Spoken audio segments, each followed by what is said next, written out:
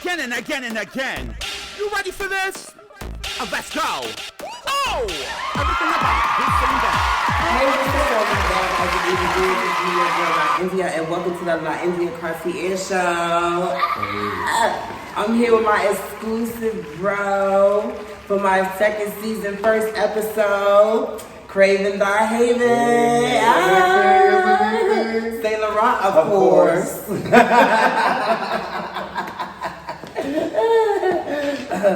So, like, how you been? Honestly, since the COVID, it's been very quiet. So crazy. I've been good. I've been blessed, able to still work and do what I love and, minding my fucking business. Okay. Message! So, I'm actually going to get into a little bit of your business. So, I'm gonna ask you a few questions. Okay. Let the open up to let the world know a little bit more about you than just your fashion and your looks, your beauty and all that. The niggas behind the scenes, who is who is Craven Darhaven, who is Haven Christopher, who is Haven Saint Laurent, the face of Saint Laurent, Right. Okay, so tell the people, where you're from, what was your first category, what was your first category, so basically, I don't want to blah, blah, blah, blah, just keep telling, Okay, so, what's up, guys? My name is Haven. I am from Richmond, Virginia, but I live in New York City. I am a celebrity wardrobe stylist, and I am also the Butch Queen face for the House of Saint Laurent. Of course. Like I said, I'm from Virginia, so country guy, city life, really big on my southern hospitality. I was actually brought to ballroom at 15 by my mother, God rest her soul, Bianca Baxter, Queen Mother, Ms. Rahi. Barbie. Mm-hmm. Barbie, Bianca Baxter. I was 15 years old, and I remember the first time I saw her, I was sneaking in clubs and stuff, and I had braces, and I thought she was a celebrity. I was like, who the hell is this woman? And then in Virginia, it's so small. Mm-hmm. I was like, who's a celebrity? I didn't know what was going on. And all I remember is her walking by me saying, "You're so cute," and then 2 weeks later, I was having dinner with her and the family, and now that was literally my mom, for sure. So I think losing her was the hardest thing I've ever experienced in my life. But she was a big part of why I am the man I am today, and I'll always be indebted to her for that. And I think ballroom parents have changed. I do agree with you. Even though I'm pretty new to the ballroom scene, I'm not really new to ballroom. I feel like I like to say that I was raised in ballroom royalty because my father is Devin Elite. My first trans femme queen mother was Octavia Saint Laurent. So I was birthed in in ballroom with I consider royalty. So and the way they treated me and my aunts Brittany and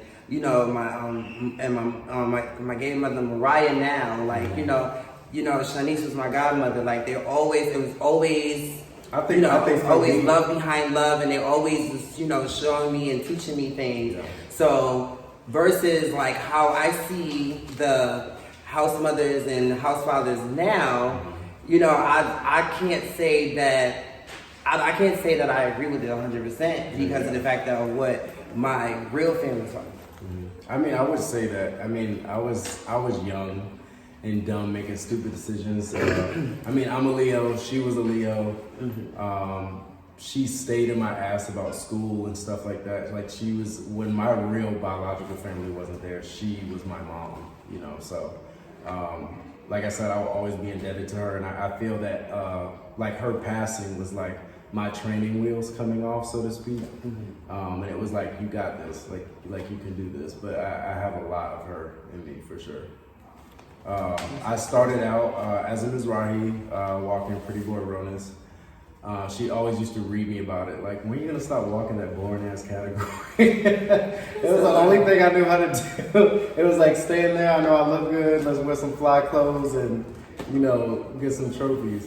And I think I started becoming into my own and wanted to get into my artistic side. And I think that's where the change of categories happened for me. And, okay, so that's what got you into Walking Face. Mm-hmm. Okay, so my personal observation, I consider you a statement and because I think statement is higher than star, right? I mean, I'm, you know, like that, but that's what I believe, right? Okay, I think I consider you a statement. I mostly consider you a ballroom favorite because I've been watching you on Ballroom Throwbacks for like ever, like back when you was really young with you, Jasmine and Erica, you know, they flirting with you and you saying all your different views and this, that, and the third. Like, you know, I've been seeing you around. So I was like, okay, he's the ballroom favorite. I can tell. I've seen that from John. You know. Yeah. So what do you consider yourself? You consider yourself a statement? You consider yourself ballroom favorite, or I'm just a haven? I mean, well, I'm haven first and foremost. So, Period, right?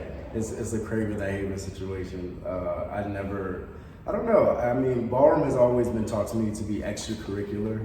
I've always used ballroom as like an outlet to I've never made time to go to a ball. If I had time where I could put something together and participate, then I would. But ballroom to me has always been extracurricular, and it's never been more than that to me. But I would consider myself a ballroom favorite or a statement because I've been involved in it so long. I have genuine friends that I grew up with throughout ballroom. Well, I mean, I don't mean that as a bad thing. It's just it's No, like the favorite bad. person you like to see on TV. Somebody else I think Champ Balenciaga. Hi, Champ. I think that he is a ballroom favorite, you know, he's always around, he's always smiling, everybody wants to know who he is, and I always love the positive aspect and the positive feedback that I get from, people who aren't involved in ballroom that watch what I do. Because I'm a firm believer in you truly inspiring people who literally just watch what you do. Yeah. I'm sorry to cut you off, but there has been times I'm not trying to I'm charming, chatty, I just tell you my business. But there was times that we talked on the phone and you talked about somebody hit me up today, on the DM me and said that I inspired them so much, and they be stopping me and I be so shocked. And I be you know what I'm saying? I be looking at him I was like, you would think that he'd be like, girl, they just live for me. He was just like, girl, they really be going up, I don't be knowing what this is. I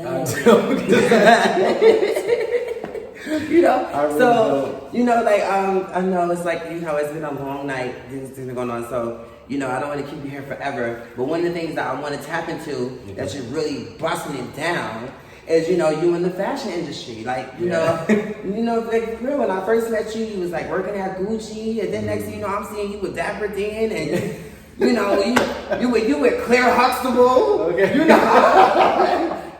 Fabulous, and Sweetie and all that, the mulatto, I'm sorry, I don't want to, Sweetie too. Oh, you the Sweetie? All right.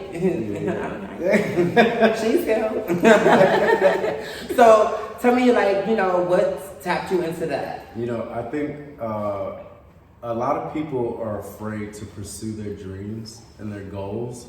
I think that if I would have listened to so many other people who told me, why do you want to move to New York? Why are you have so much going on here in Virginia, you have a good job, you have a nice car, why would you leave all that? And but I knew it wasn't where I was supposed to be, As a little boy, growing up, I always looked at New York City and the lights and the people and the cinema and the acting and the music, and I always knew that, I belonged here, And growing up with my grandmother who had her own farm, to come from the country to the city was a big adjustment to me, I guess.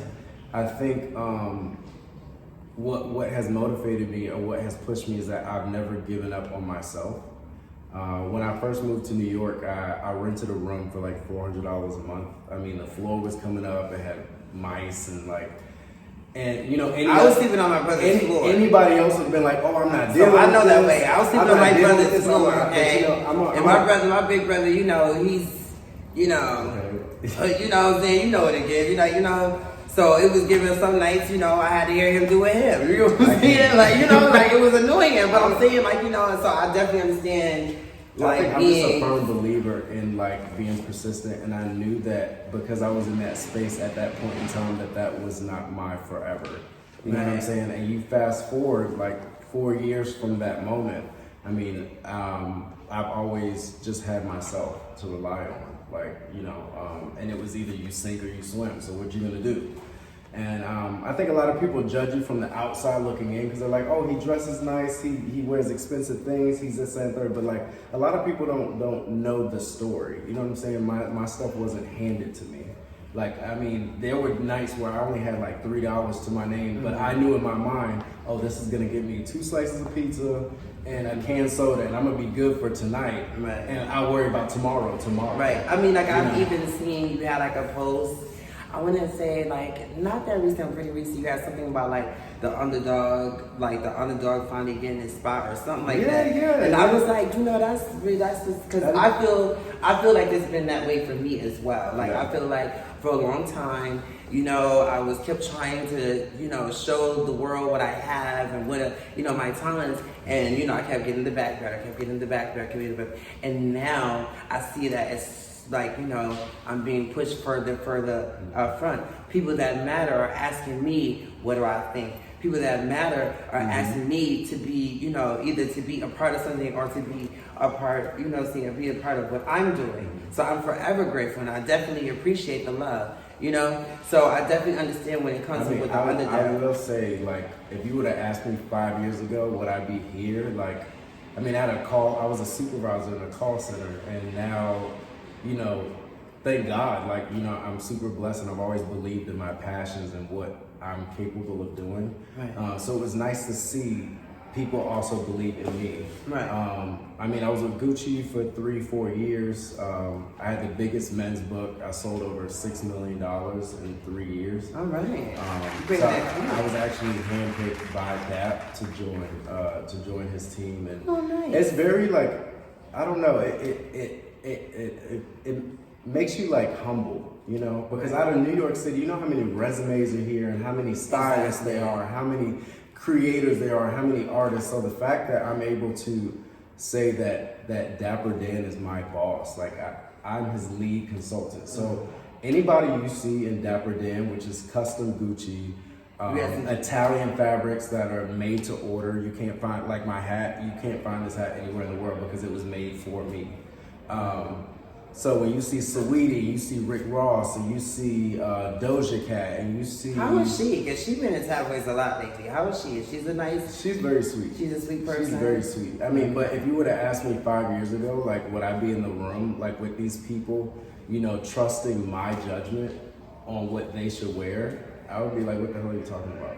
What? Like, it's unreal. I hear what you're saying. However, at the same time, it's kind of like something...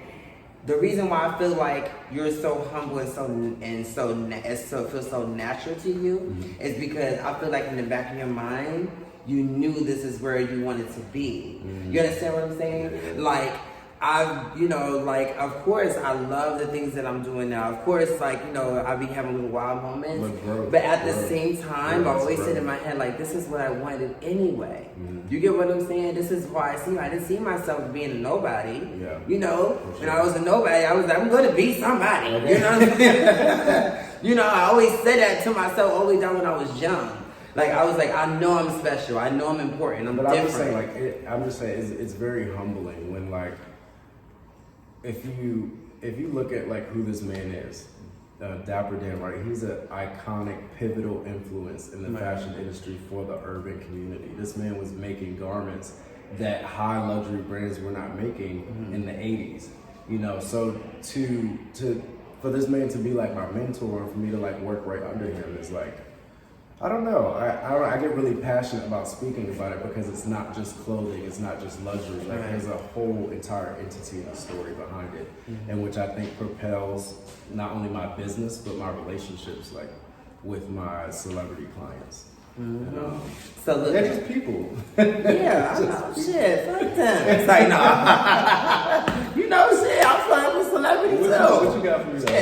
Oh yes, so I'm saying that till later, right? I'm saying that later. So I do want to bring it back to ballroom a little bit, right? Okay. So you haven't walked the page for a while, like you've been doing your thing. So the second, what I want to ask you is when it comes to face, who are, do you have names you can name? Saying 3 people that or if it's not 3 people, a person that inspires you to either want to walk face or that inspires you to be even better than what that always make I'm gonna come through, I'm gonna do my thing. Like, who would that person be, or who would those persons be? Okay, so I would say who inspired me. I would definitely have to say Jason. Jason Prodigy? Yes. Alright. Because just knowing like his history, like where he came from and how many people kind of like doubted him in the beginning and stuff, and now he's like, he's Jason. You know what I'm saying? I think I've always been persistent in like believing in hard work and really putting your time in, and really just being passionate about what you want people to be receptive to. And I think to this day, I mean, quote me if I'm wrong, everyone has their own opinion. I think what Butch Queen Face is now, I will say, being the only face in the House of Saint Laurent, Butch Queen Face, that besides maybe 1 or 2 other people, I'm probably the most creative when it comes to hitting the floor with productions and looks. Yes, well, I would say my 2 favorite. My 2 favorite is when you were the Penguin and when you did the Medusa. Okay. I thought the Medusa was very seductive, very like sexy, but it was a move. The Penguin, you bring it like the motherfucker. You made the Penguin look good. Penguin is ugly. He is ugly. It's like, you made him look good. Big on like balancing the masculine and feminine energy, and I think that's what I was trying to accomplish what I did accomplish with the Medusa look. You look around and everyone's in a suit and everyone's like in the classic like fur, like we've seen that look, and then I come out and I'm in like a fucking toga and like a headpiece. Oh wait, with, this soldiers mofo has security. In Chicago, he had security. He had security on the stage. I thought that was so epic. I was like, I wish I was there because I would have been like giving you Wednesday for real. Like, they would have pulled me up down. Oh my God. That was okay. cute. So one thing about me when it comes to ballroom is I always read the category and I always think outside the box. I think for Chicago, it was something about you're the celebrity of the night, and you're being escorted to your section, blah, blah, blah. And the first thing I thought of was, I was like, oh, I need security. Oh, wait, hold on. Listen, we got to pay a few bills, but we'll be right back. But I'm going to have Mr. Haven here in the hot seat, okay? So stand, don't go anywhere, but you're going to stay right there.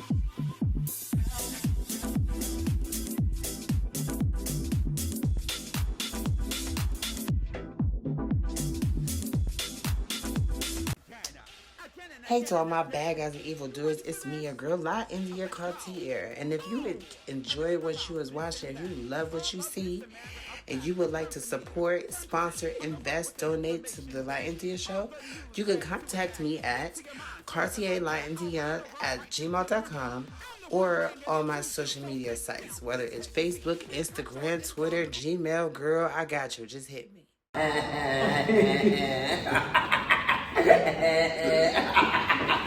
All right.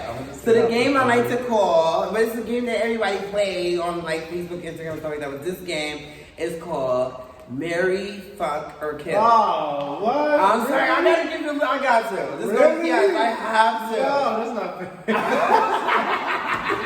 Okay, we done. We out. Okay, so this is people. Right, I gotta go. Emerald Garçon. Who? Emerald Garçon. Emery Garçon. Sorry. Emery Garçon. Exotic Nubia. And Christian Margiela. Is marry, fuck, or kill. Do you know? No, you know. No, not in order, but you know which one. Oh, God. Who would you marry? Who would I marry? Yes. Marry, fuck, or kill. Oh.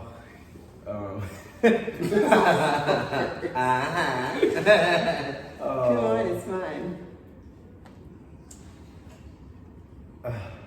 This is so hard. I know. All my guests are gonna say that to me. Okay, no pun intended. I think since my options are so limited, Oh shit. so I would probably marry Emery Oh wow. because Okay. I feel like I know him the most. Okay.